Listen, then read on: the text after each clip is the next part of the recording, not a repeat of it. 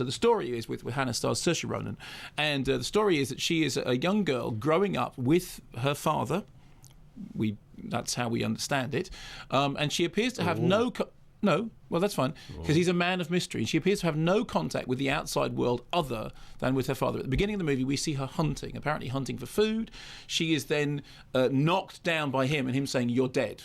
Meaning, he's sort of training her. He's training her all the time to be living and breathing and thinking in combat mode. And it very quickly becomes apparent that the reason that she is living and breathing and thinking in combat mode is that he is preparing her for a task. And the task for which he is preparing her, which remains mysterious for quite a long time, is that there is somebody out there, played by Cate Blanchett, who, for reasons which are not known to anyone, the minute she finds out where the Saoirse Ronan character is, where Hanna is going to come looking for her, and in the way of Terminator, and will not stop until she and her father are, done for in their entirety.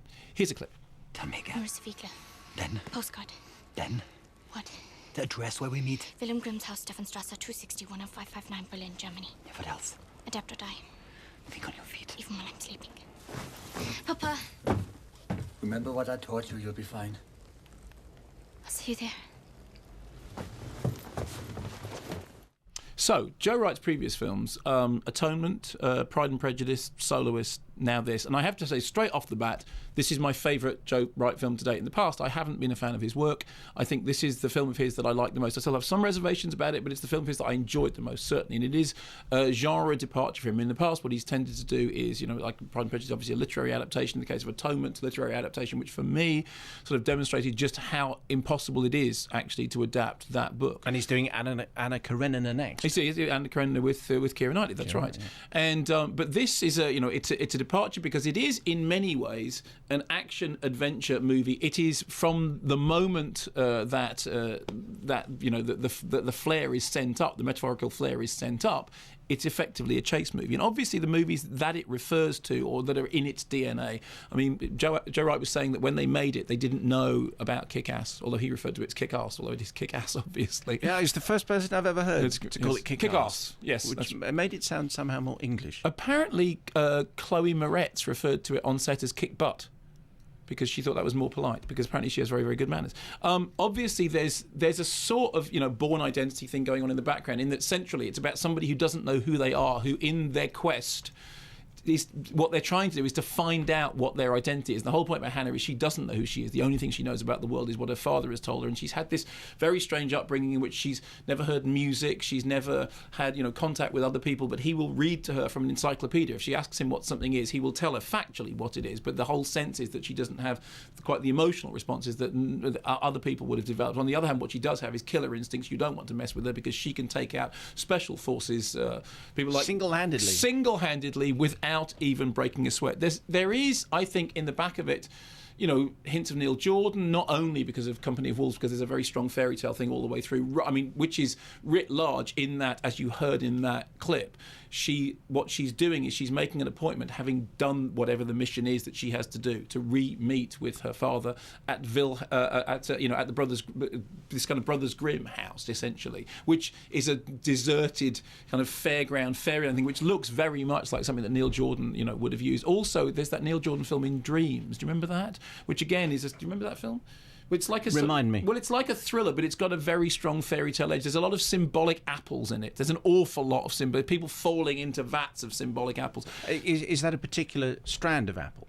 Symbolic apples? Yes. Yeah. So there's Granny Smith's. Yeah, I'll tell you what it's like. Could I have half a pound of symbolic apples? It's please? like that thing in the comic strip Presents Strike, when Meryl Streep demonstrates the plight of the striking miners by dropping an orange on the floor. Do you remember that?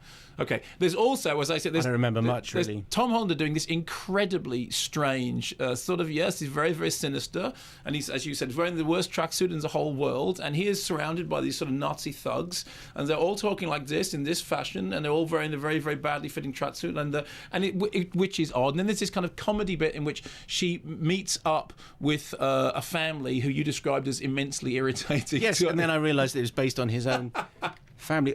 My hunch is this, and we'll find this out next week. Okay. Most people, when they see this film, will find the family who are in the VW camper van.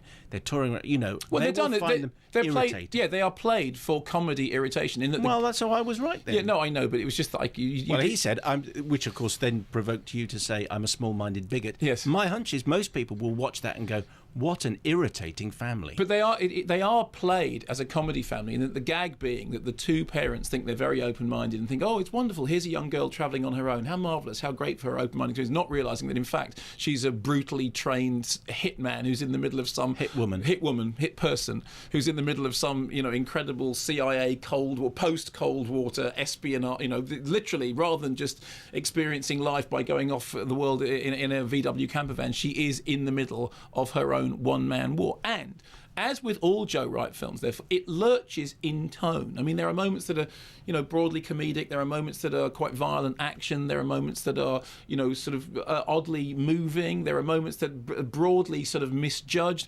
I don't know. I couldn't get my hat on about why it was that her and her father had the accents that they did. I mean, obviously, her accent is meant to be because the only person she's heard speaking up until that point is him.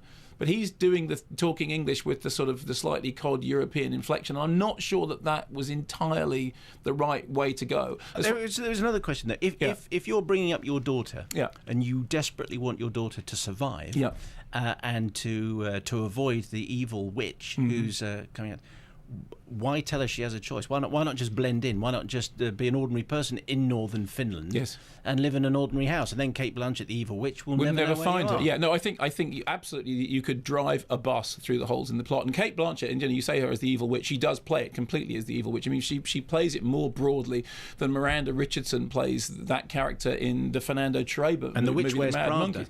Yeah, exactly. Not Pravda. She doesn't wear Pravda because that's a newspaper. She wears Prada. She wears Prada. Very good. But she wears Prada, and she she does the whole thing in this very sort of hokey accent. It almost sounds like she's putting it on for effect the whole time through. So there is a melange of strange accents. Some of the performances are very, very sort of broadly comic book in that there's the weird guy, there's the Tom Hollander character, there's the Wicked Witch, but then at the middle of it, it's all held together because Saoirse Ronan has this. I mean, what she's playing is basically the blank canvas, the somebody who hasn't experienced life, who's startled by everything, who's amazed by everything, who's surprised by everything, and yet is highly trained in the art of defending herself. So I think, like all Joe Wright's films, it lurches around in tone. But I didn't mind it because I thought that the forward barreling sort of power of it was enough that it managed to get itself through those things. I mean, yes, to some extent it is basically Leon. I mean, he has a tourist's eye. They go, there is a lot of travelling across places and then stopping, and there just happen to be a bunch of local natives playing some, so there's a fire, and then they've got musical instruments, and then over here there's a market, and over here there is a lot of that, see the world, be a hit woman, but see the world whilst you're doing it. In the same way that when he did Pride and Prejudice, the family who are meant to be living in a lowly cottage, that's the nicest, most well-designed lowly cottage I have ever seen. That is designer dirt that was on the floor. Were they commoners in there? Yes, they were. They were very, very well appointed. They were the Laura Ashley commoners to some extent. But I think that what you have here is his best movie because it's a cinematic. It is a fun sort of roller coaster ride. Massive holes in the plot. Owes a lot to other movies which I do like, and I kind of enjoyed it, and it was fairly exciting, didn't you think?